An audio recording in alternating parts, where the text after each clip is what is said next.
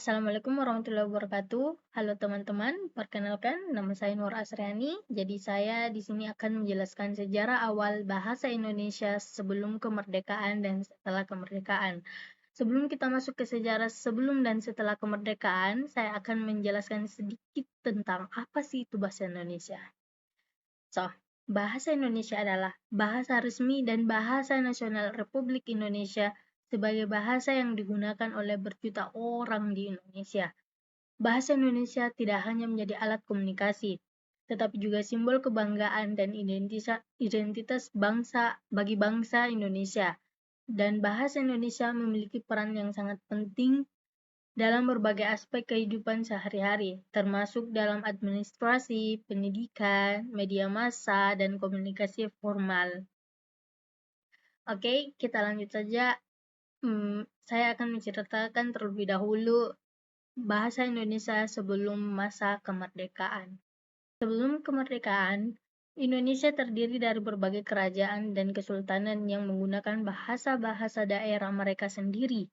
Bahasa Melayu yang menjadi dasar bahasa Indonesia saat ini memainkan peran penting dalam perdagangan dan pertukaran budaya di wilayah Nusantara pada abad ke-17 hingga ke-19.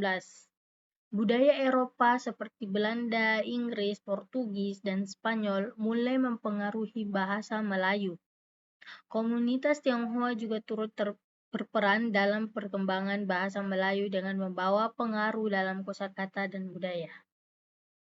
Oke, kita lanjut menjelaskan bahasa Indonesia sesudah kemerdekaan. Oke, sejarah bahasa Indonesia setelah kemerdekaan.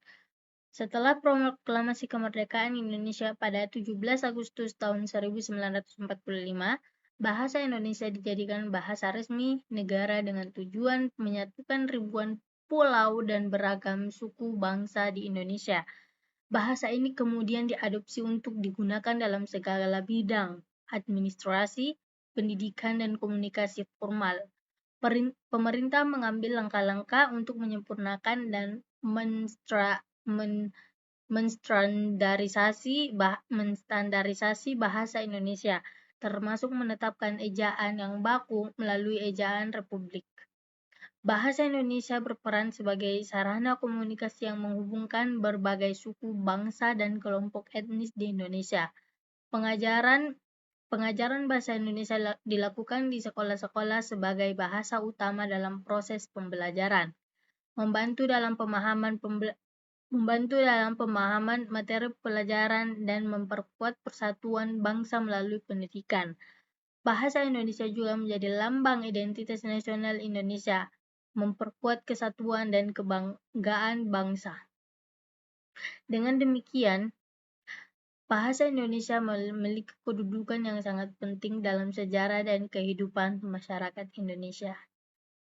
Baik, itulah tadi penjelasan saya tentang sejarah bahasa Indonesia sebelum kemerdekaan dan setelah kemerdekaan. Thank you for watching.